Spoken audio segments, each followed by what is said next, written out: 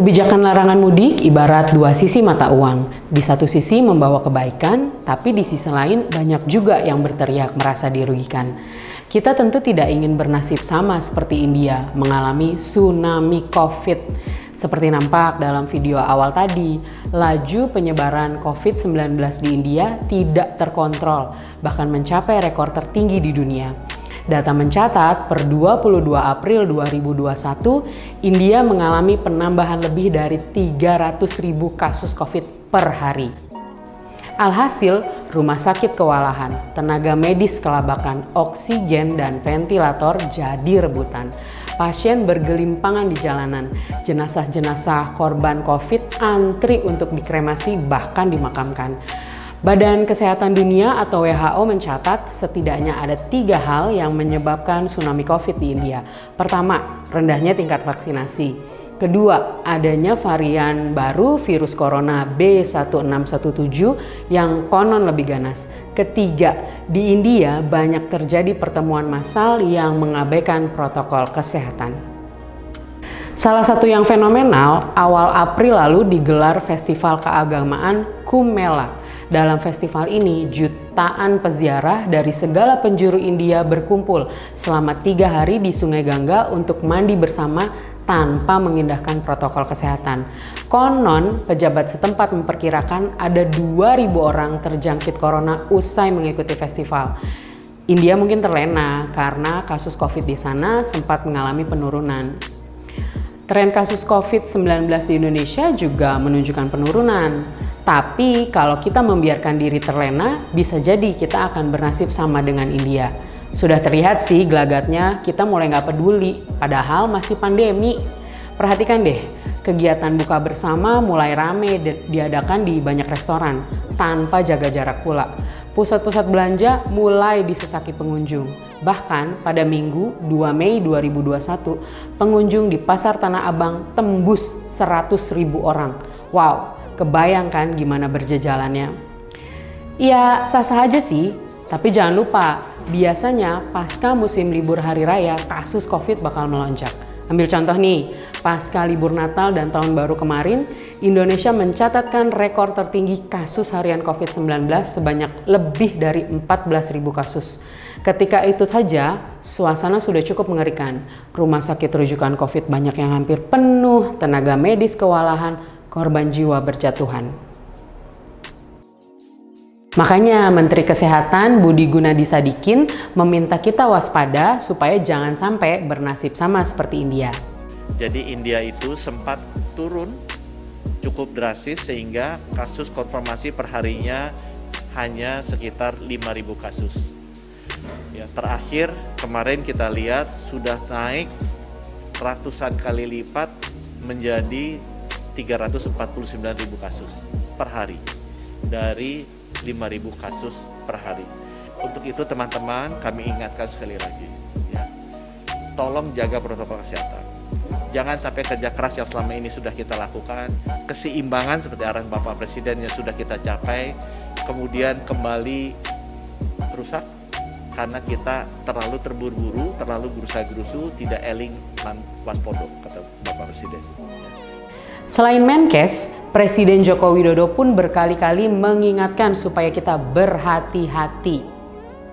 Pandemi COVID masih nyata ada di negara kita. Oleh sebab itu, kita harus tetap benar-benar waspada, tetap tidak boleh lengah, tidak boleh menyepelekan yang namanya COVID. Jangan optimisme berlebihan. Jangan merasa situasi sudah terkendali, jangan merasa sudah aman. Belum. Upaya menekan kasus aktif ini harus terus dilakukan, dan sangat bergantung dengan kedisiplinan kita semua dalam menjalankan protokol kesehatan. Dari sini kita tentu bisa menerima bahwa larangan kebijakan mudik lebaran memang untuk kepentingan bersama. Tapi tidak bisa dinafikan bahwa banyak pelaku usaha yang merasa dirugikan. Christina Dwi Lusianti misalnya, pemilik Hotel Kinasih, Hotel Bintang 1 di Jalan Wates, Nitipuran, Yogyakarta sudah merasakan pahitnya kebijakan larangan mudik sejak tahun lalu. Lucy menceritakan, selama pandemi rata-rata okupansi hotelnya hanya 10% tiap bulan. Sementara biaya operasional termasuk gaji karyawan dan pajak tetap harus dibayarkan. Ia juga terpaksa mengurangi karyawannya dari 12 orang sekarang hanya tersisa 4 orang.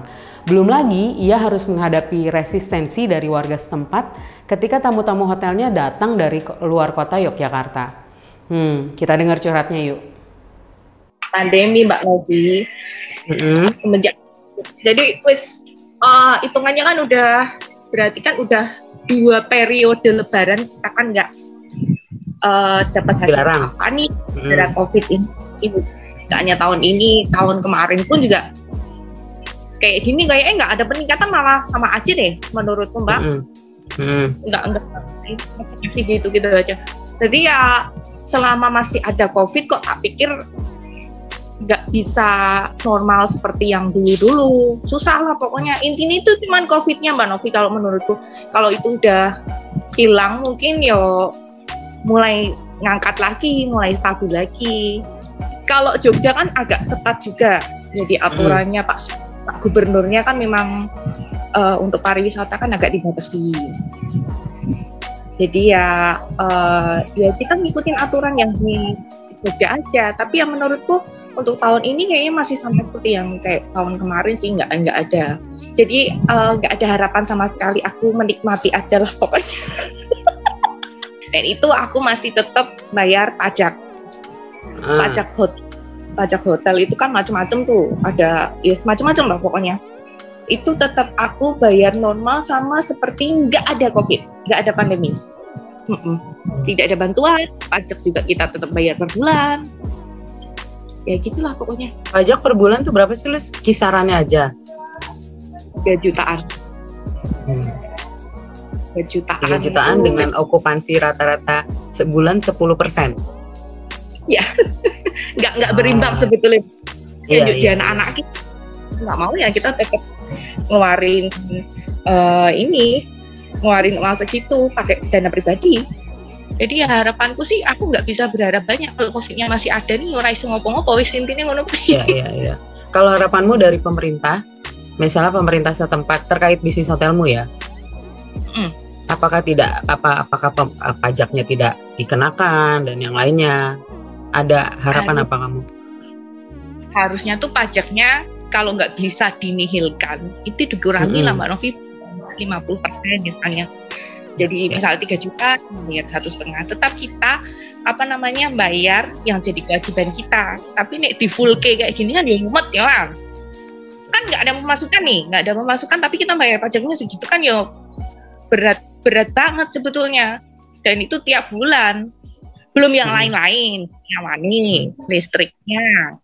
Terus nih hotel itu laundry juga. Ya macam-macam lah Mbak. Nek laundry mah nggak gitu. Mungkin yang listrik wis yang kerasa banget tuh listriknya itu Mbak Novi. Ya, nyala terus kolam renang kan itu kan maintenance-nya banyak. Nah, bagaimana dengan jaringan hotel besar? Apakah ikut dirugikan? BUMN Inc. berkesempatan berbincang secara virtual dengan Direktur Utama Hotel Indonesia Natur atau HIN, Iswandi Said. Ia mengatakan bahwa HIN sebagai perusahaan BUMN dalam posisi dilematis. Di satu sisi harus ikut menyukseskan kebijakan pemerintah, tapi di sisi lain hotel-hotel kelolaan HIN juga harus mencari tamu demi mendulang revenue. Nah, sebelumnya menanggapi kebijakan larangan mudik itu Pak, bagaimana HIN menanggapi kebijakan tersebut Pak? Ya, seperti diketahui bahwa di negara kita ini kan ada 2 hal yang sekarang menjadi prioritas, kesehatan dan ekonomi. Pemulihan ekonomi. Nah ini kan ada yang harus dikalahkan atau harus ada yang diutamakan. Kalau lihat perjalanan pandemi ini di Indonesia kan grafiknya dinamis sekali, turun naik ini kelihatan, dan selalu itu ditandai dengan adanya libur panjang, adanya kegiatan-kegiatan yang menjadikan mereka atau budaya kita mereka tuh biasanya melakukan kegiatan berkumpul. Nah, di sanalah terjadi penularan. Nah, kalau dilihat dari kondisi seperti itu dan juga belajar dengan situasi yang terjadi saat ini di India, ya tentunya kita harus mengikuti arahan atau kebijakan baru pemerintah bahwa supaya pandemi ini segera berakhir, karena kita dalam waktu yang bersama kan juga lagi melakukan vaksin nih, Pak Jo.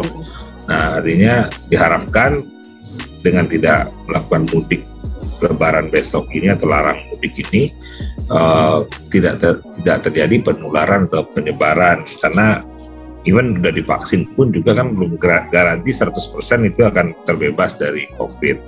Jadi saya tentunya ya kalau di sisi bisnis tentunya banyak ada dampak kepada bisnis, tapi kan kembali lagi kita sebagai hotel BUMN harus bersama-sama mendukung kebijakan pemerintah ini bahwa tahun ini dilarang mudik. Ya sudah, kita akhirnya harus mencari solusi lainnya untuk bisa survive aja di periode ini, Pak Yo. Artinya kalau memang target marketnya bukan orang yang mudik lagi, apa yang bisa kita lakukan di hotel kita? Tentu, nah itu kita juga sedang melihat kebijakan ini batasannya sejauh mana gitu.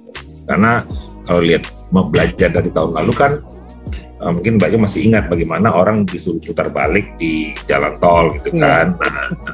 Nah kalau kondisi kayak gitu mungkin berarti di dalam satu provinsi boleh dong kalau mereka udah di dalam situ. Nah jadi market kita akan kita alihkan atau kita fokuskan ke situ, Mbak Jo.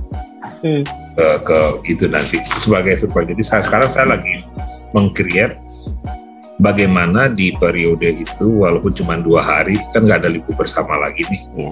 Nah tapi kan namanya orang kita kan tetap aja, karena sekarang ini ada yang mereka sebagian udah pulang sebelum tanggal 6 kan Pak. Nah itu barangkali dia nanti di kampung dia itu jenuh kali di rumah, ingin membuat kegiatan di hotel atau dia menginap di hotel. Nah market-market itu kan dibolehkan untuk stay di hotel kita. Mungkin ini agak terbantu atau dampak dari larangan ini tidak terlalu berat buat hotel kita yang lokasinya itu di Pulau Jawa sama Sumatera, karena biasanya kayak di Sumatera Utara kita ada di Medan sama di Parapat. Itu kan yang biasanya yang mengisi kamar-kamar hotel kita itu kan kalau di Parapat kan orang-orang dari Medan, orang-orang yang dari Binjai, orang-orang yang dari kabupaten-kabupaten sekitar situ aja, mereka melakukan kegiatan. Nah mungkin yang cross atau yang melewati antar provinsi ini barangkali nggak bisa lagi karena mungkin ada larangan dia bermutasi kan. Kalau dari pesawat kan juga lebih ketat lagi kan. Jadi berarti itu yang saya lihat disikapi untuk hotel-hotel kita yang ada di Pulau Jawa, di Pulau Sumatera. Tapi Bali agak berat. Bali terus sangat berat karena kita akses ke sana kan hanya dengan pesawat terbang. Ya. Pak, ini kan larangan mudiknya sebenarnya udah yang kedua kali ya Pak. Kalau tahun lalu kondisinya bagaimana Pak? Ketika kebijakan pelarangan mudik kan tahun lalu juga sudah ada. Nah waktu itu sesulit apa Hin? Atau lebih sulit sekarang sebenarnya? Sebenarnya kalau sulitnya sih mungkin sama aja ya, tapi kita sekarang ini udah bisa melihat mengaca dari pengalaman tahun lalu bahwa kita memang harus mencari alternatif revenue lain. Waktu tahun lalu kan dari mulai bulan puasa seperti ini kami pun udah menjual takjil, menjual produk-produk paket-paket, sampai kue-kue juga dijual. Nah itu kita udah mulai lakukan lagi paket-paket Ramadan sama macam, paket-paket Lebaran yang bisa diantar kepada mereka. Nah, dari sisi hotel, karena kita hotel BUMN, kita nggak tutup, kita nerima setiap orang yang datang, tapi dengan protokol kesehatan sekali lagi. Tapi kita nggak bisa jor-joran bilang, yuk pergilah kayak ini dengan begini nggak bisa kita. Tapi hotel udah siap aja. Nah, yang namanya mudik juga identik dengan penyedia jasa transportasi, salah satunya kereta api. Dalam wawancara kami melalui surat elektronik dengan PT Kereta Api Indonesia atau KAI soal dampak dan kerugian yang dialami, pihak KAI mengaku masih mengkaji sejauh mana dampak kebijakan ini. Namun, KAI menegaskan tidak akan mengoperasikan kereta api jarak jauh reguler pada periode peniadaan mudik yakni tanggal 6 sampai 17 Mei 2021. Sebagai informasi juga, pada periode 28 April sampai 5 Mei 2021, KAI sudah menjual rata-rata 21.000 tiket per hari atau sebanyak 41% dari kapasitas yang tersedia. Sementara itu, Sekjen Dewan Pengurus Pusat Organisasi Angkutan Daerah atau Organda, Ateng Aryono menyampaikan bahwa industri angkutan jalan dalam posisi menderita akibat kebijakan ini. Menurut Ateng, kita melihat kerugian per moda berbeda-beda. Di Organda kan ada akap, pariwisata, dan adap atau angkutan daerah antar provinsi. Besaran kerugiannya tentu berbeda. Oleh karena itu, Ateng berharap pemerintah memberikan stimulus bagi pengusaha angkutan darat. Misalnya, dengan stimulus pembebasan biaya pajak STNK atau membantu meringankan hutang dengan memperpanjang tenor cicilan atau menurunkan bunga bank. Ya, pada akhirnya kita memang harus bisa legowo menerima kebijakan larangan mudik ini. Emang tidak mungkin bisa menyenangkan semua pihak, tapi yang pasti kita tentu mau pandemi ini segera berlalu. Ingat, Bang Thoyib aja 3 kali puasa, 3 kali lebaran gak pulang-pulang masih dicariin kok sama keluarganya, apalagi kita yang bukan Bang Thoyib. Tetap sabar ya, ini ujian. So, selamat menyambut Idul Fitri, Sobat BUMN Inc. Selamat bersilaturahmi secara virtual.